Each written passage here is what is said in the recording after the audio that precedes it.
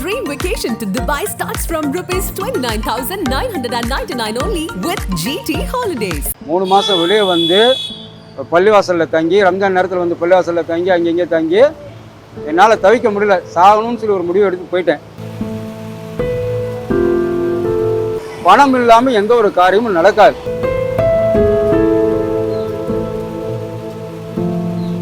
இந்த மாதிரி சூழ்நிலை வந்து நம்ம தனியாக நின்று ஜெயிக்கணும்னா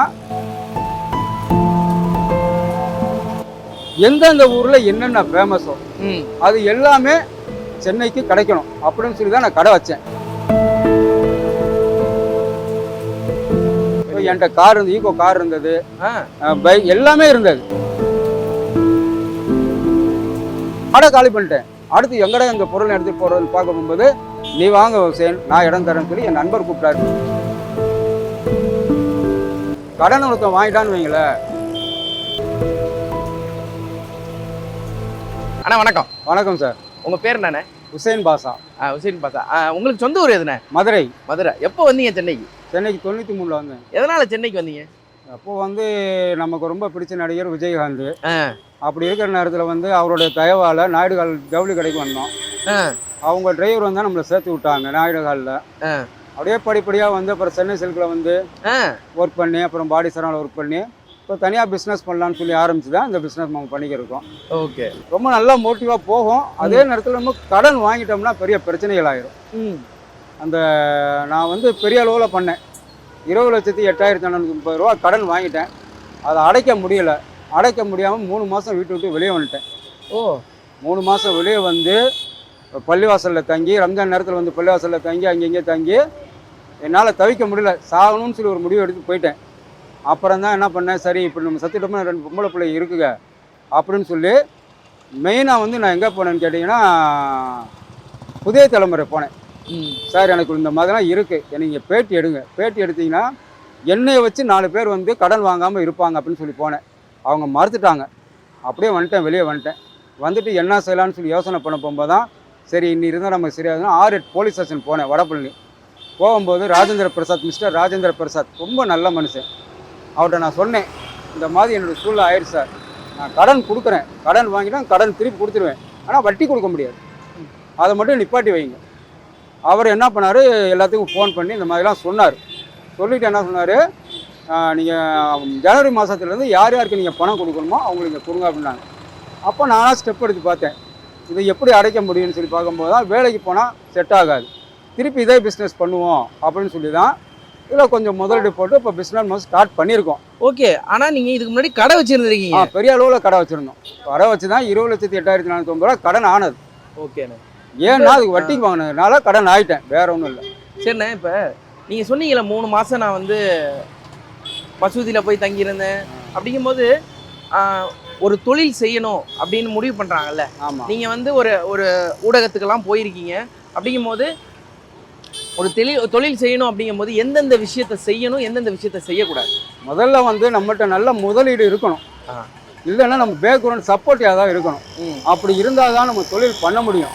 சும்மா நம்ம சொல்கிறாங்க நீங்கள் தொழில் பண்ணுங்கள், முன்னேறுங்க, வந்துடுவீங்க அப்படின்னா பணம் இல்லாமல் எந்த ஒரு காரியமும் நடக்காது. நான் மிஸ்டர் கோபால் சார் எத்தனை முறையில் பார்த்துருக்கேன், அவரோட பேட்டியெல்லாம் பார்த்துருக்கேன். எனக்கு அவர் ரொம்ப பிடிக்கும். எதுக்காக சொல்கிறேன்னா அவரே மாதிரி கம்பீரமாக நம்மளும் இருக்கணும் அப்படின்னு சொல்லி தான் திருப்பி இந்த தொழில் வந்து நான் எடுத்து பண்ணுறேன். ஓகேண்ணே. ஒரு தயக்கம் இருக்கும்லண்ணா எந்த ஒரு மனுஷனுக்கும், நம்ம ஒரு பெரிய ஒரு நல்ல பெரிய இடத்துல ஒரு தொழில் பண்ணிட்டு நம்ம சாலையோரமாக நின்று நம்ம தொழில் பண்ணும்போது நமக்கே ஒரு நமக்குள்ளே ஒரு என்னடா அது அப்படிங்கிற ஒரு விஷயம் இருக்குல்ல, அதை எப்படி நீங்கள் தாங்கிக்கிட்டீங்க? அது வந்து தாங்க முடியாத செயல் தான். என்ன பண்ணுறதுன்னு கேட்டிங்கன்னா கடனும் அடைச்சாகணும், நம்ம வீட்டுடைய சூழ்நிலையும் பார்க்கணும். எல்லாம் இவங்களாம் என்ன நினைப்பாங்க, அவங்க என்ன நினைப்பாங்க, இவங்க என்ன நினைப்பாங்கிறது மனசில் வராது. மனசில் வரும், இந்த கடை எங்கடா போடலாம், எங்கடா பண்ணலாம் அப்படிலாம் வரும். அப்படின்னு நினைக்க போகும்போது நேற்றுலேருந்து இன்றைக்கி தான் ஸ்டார்ட் பண்ணியிருக்கேன் நான். இதுக்கு முன்னாடி ஆட்டோ எடுத்து பண்ணலாம்னு நினச்சோம். நம்ம ஆட்டோ எடுத்து பண்ணோம்னா ஓரளவுக்கு ஒரு நாளைக்கு 20,000 ரூபாயிலேருந்து 25,000 ரூபா என்னால் பண்ண முடியும். ஆனால் ஆட்டோ எடுக்க எனக்கு வந்து 30,000 ரூபா அட்வான்ஸ் கேட்டதுனால என்னால் பண்ண முடியாத சூழ்நிலையாக என்னுடைய 2 வீலரில் எடுத்து நான் பண்ணிக்கிறேன். ஓகேண்ணே. இன்னொரு விஷயம், காசு பணம் எல்லா விஷயமும் இருக்கும்போது நண்பர்களாக இருக்கட்டும், சொந்தக்காரங்களாக இருக்கட்டும், எல்லாரும் வந்து ஏதோ ஒரு விதத்தில் நம்ம கூட அட்டாச்சிலேயே இருப்பாங்க. ஆனால் நமக்குன்னு ஒரு பிரச்சனை வரும்பொழுது அவங்களுக்கு என்ன சூழ்நிலையோ அப்படிங்கிற ஒரு வார்த்தை வருதுல்ல, அது எப்படி உங்களுக்கு நீங்களும் அதை சந்திச்சிருப்பீங்க? ஆமாம் சார், ஆமாம், நிறையா சந்திச்சது தான். அது என்ன பண்ணுறது, நம்மளுடைய கடவுள் கொடுத்த இறைவன் கொடுத்த வரம்னு சொல்லி நம்ம நினச்சிட்டு போய்கிட்டே இருக்க வேண்டியதுதான். தேர்சால் அவ்வளோதான். இப்போ அடுத்தவங்கள மேலே பழி போட்டு பழி சொல்லி எந்த விதத்துக்கும் ஆக போகிறது இல்லை. இப்போது நீங்கள் எனக்கு உங்கள்கிட்ட பணம் கேட்குறேன், உங்கள்கிட்ட இருந்தால் கொடுக்க போகிறீங்க, இல்லைன்னா என்ன இல்லைன்னு தான் சொல்லுவீங்க. வச்சுக்கிட்டு இல்லைன்றவங்களும் இருக்காங்க, இல்லைன்றவங்களும் இருக்காங்க. அது வந்து சரி, நம்மளா துணிச்சலை உணர்ந்தீங்களா?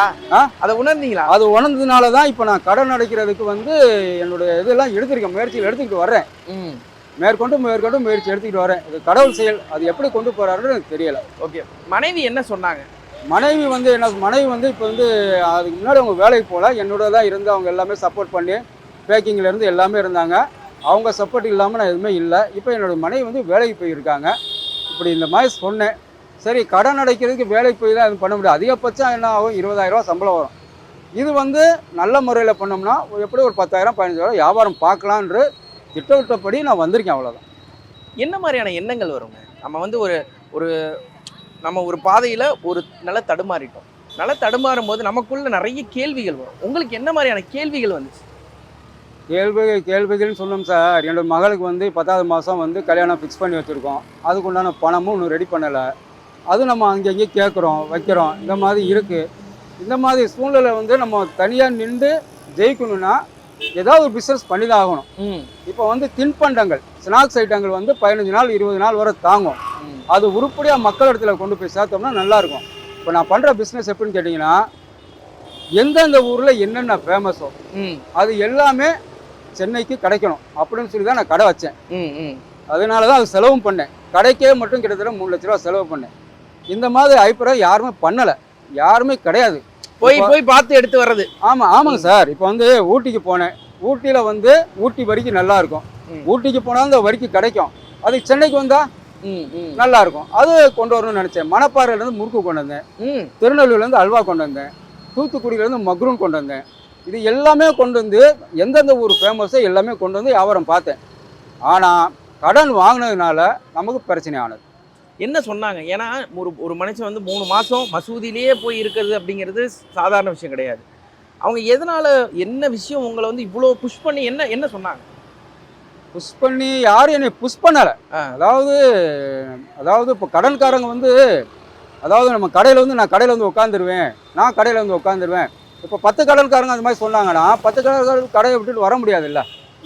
அதனால தான் என்ன பண்ணேன், கடையை பூட்டிட்டு போவோம், வெளியே போவோம் அப்படின்னு சொல்லிட்டு வீட்டு வாடகை கூட கொடுக்க முடியாமல் போயிட்டேன். இப்போ என் மகளும் மனைவியும் வேலைக்கு போய் வீட்டு வாடகை கொடுத்துருக்காங்க. என்னுடைய இது என்னன்னு கேட்டிங்கன்னா, இந்த பிஸ்னஸை வந்து ஒரு நண்பர் மூலயமா எனக்கு ஒரு வீடு கொடுத்தாரு.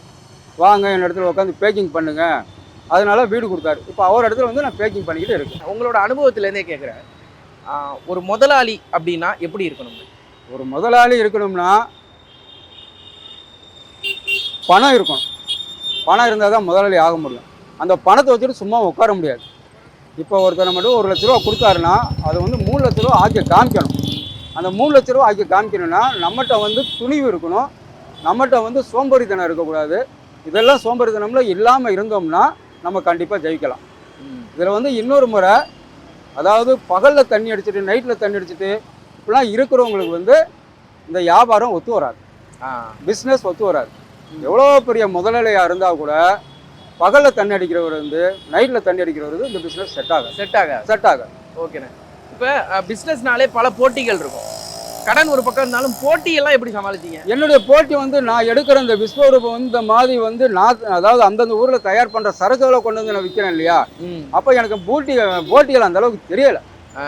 இப்போ நீங்கள் இருக்கீங்கன்னா பரவாயில்லையே, தட்டி கொடுக்குறதான் ஆள் இருக்காங்களே தவிர இதில் புறக்கணிக்கிறதுக்கு ஆள் இல்லை. அதனால் நான் ஜெயிச்சு வந்தேன். கடன் ஆனதுனால வெளியே வந்தேன். இப்போ என்கிட்ட கார் இருந்தது, ஈக்கோ கார் இருந்தது, பைக் எல்லாமே இருந்தது. எல்லாமே இப்போ வந்து என்னுடைய ஈக்கோ காரை வந்து அடகுக்கு வச்சுருக்கேன். அடகுக்கு வச்சு வட்டி கொடுத்தேன். சரி, இனி மேலும் கடன் ஆகிடக்கூடாதுன்னு சொல்லி தான் வீட்டை விட்டு வெளியே போய் இப்போ திருப்பியும் ஆர்எட் போலீஸ் ஸ்டேஷனில் போய் கம்ப்ளைண்ட் கொடுத்து எல்லாம் பண்ணி கால அவகாசம் கேட்டிருக்கேன். 1 வருஷம் கால அவகாசம் கேட்டிருக்கேன். எந்த தைரியம் திருப்பி இதை செய்ய தோணுது? அதாவது நம்ம உயிரோட இருக்கணும்ல, நம்ம உயிரோட இருக்கணும், நம்மளும் சாப்பிட்ணும், நம்ம பிள்ளைகளும் சாப்பிட்ணும், நம்ம கடனும் அடைக்கணும். பசங்க என்ன சொன்னாங்க? பசங்க ஏன்பா திருப்பி இதை ஆரம்பிக்கிற, வேலைக்கு போகலாம்ல அப்படின்னு சொன்னவங்க தான். அப்படின்னு இருக்கிற பட்சத்தில் வந்து என் சின்ன மக எதுவுமே சொல்ல முடியாது. ஏன்னா அவங்க வந்து 9வது தான் படிக்கிறாங்க. பெரியவங்க நல்லா படித்து இப்போ வந்திருக்காங்க. இப்போ தான் வேலைக்கு போயிருக்காங்க. அப்படின்னு பட்சத்தில் எல்லாம் இப்படி சொல்ல தான் செய்வாங்க. இருந்தாலும் நமக்குள்ள ஒரு எண்ணம் இருக்குல்ல, இந்த பிஸ்னஸ் நமக்கு நல்லா பார்த்த பிஸ்னஸ் நல்லா இருக்குது. ஏற்கனவே ஜவுளி கடை பிஸ்னஸ் நம்ம பார்த்தவங்க தான், இல்லைன்னு இல்லை. ஜவுளி கடை பிஸ்னஸ் பார்க்கணும்னா கிட்டத்தட்ட 30 லட்ச ரூபா இல்லாமல் பார்க்க முடியாது. நல்ல பிஸ்னஸ் பார்க்க முடியாது.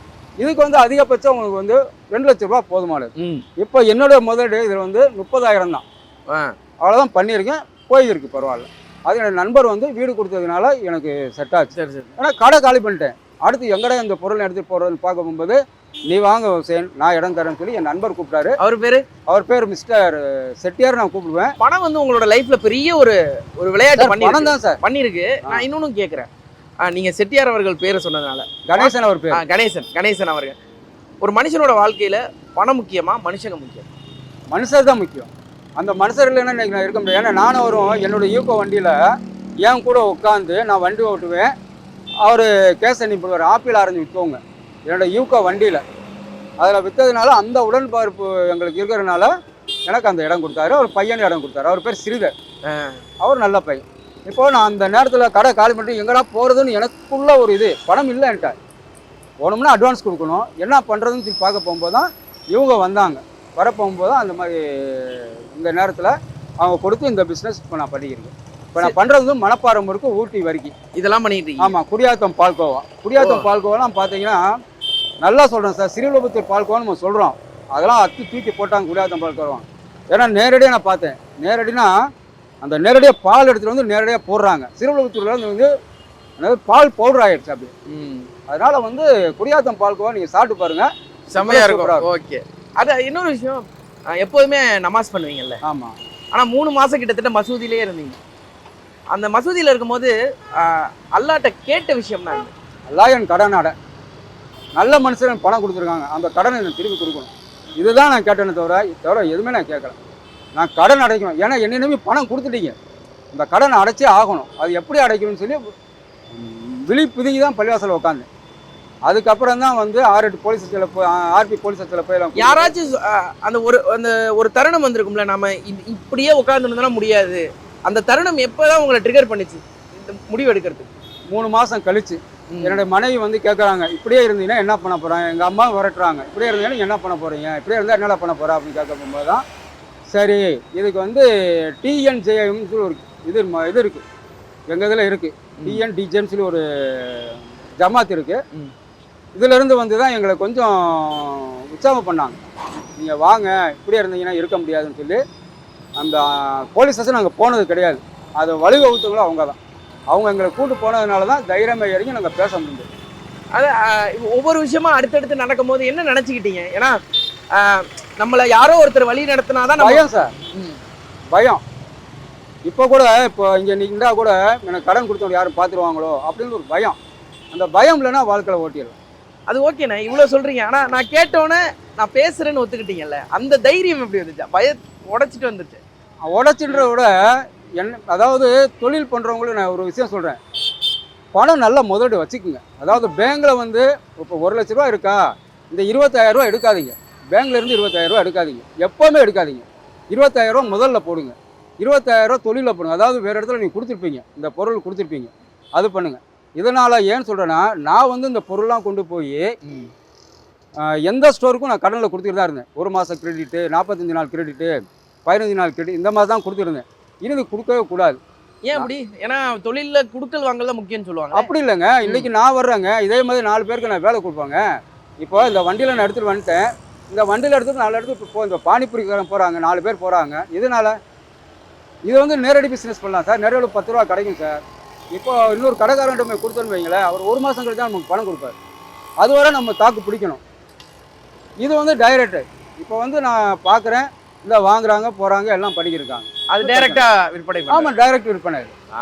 இதில் வந்து எனக்கு ஒரு 5 ரூபா லாபம் தான், லாபம், நஷ்டம் கிடையாது. ஓகேண்ணா, இன்னொரு கேள்வி, மிகப்பெரிய ஏமாற்றம்னா எதுனா உங்கள் வாழ்க்கையில்? ஏன்னா இவ்வளோ தொழில்கள் பண்ணிகிட்டு இருக்கீங்க, இதையும் மீறி இந்த ஏமாற்றத்தை என்னால் மறக்க முடியலன்னா எதை சொல்லுங்கள்? கடன் தான் சார். கடன் மட்டும்தான்? கடன் தான். கடன் ஒருத்தன் வாங்கிட்டான்னு வைங்களேன், ஜெயிக்கவே முடியாது சார். அதுவும் வட்டிக்கு கடன் வாங்கிட்டாங்கன்னு வைங்களேன், ஜெயிக்க முடியாது. ஒரு தடவை வந்து 3 பைசா வட்டின்டுவாங்க. இதில் வந்து மீடியேட்டர் வேறு இருப்பாங்க நிறையா. உங்களுக்கு 5 பைசா வட்டிக்கு நான் வாங்கி தரேன், 3 பைசா வட்டிக்கு வாங்கி தரேன், ஒரு வாரம் பொறுங்க, அடுத்த மாதம் பார்த்துக்கலான்னு சொல்லி.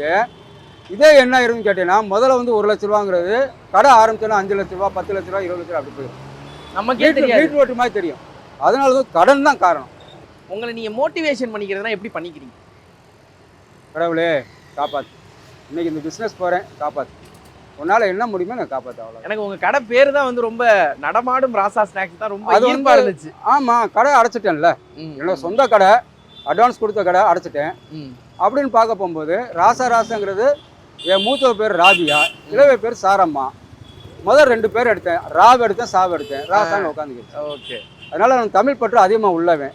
அதனால முதல்ல வந்து ராசான்னு தமிழில் போடுவேன், அடுத்து தான் இங்கிலீஷில் போடுவேன். ஓகே. இப்போ கடன் வாங்கணும்னு நினைக்கிறவங்களுக்கு சொல்கிற ஒரே விஷயம்னா என்ன?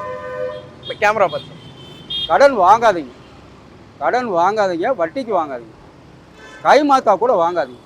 எதுனாலும் மாட்டிக்கிறீங்க. உங்களோட சொந்தமாக இருக்கா பண்ணுங்க, இல்லையா ஆரம்பத்திலிருந்தே வேலைக்கு போக ஆரம்பிச்சிருங்க. நன்றி.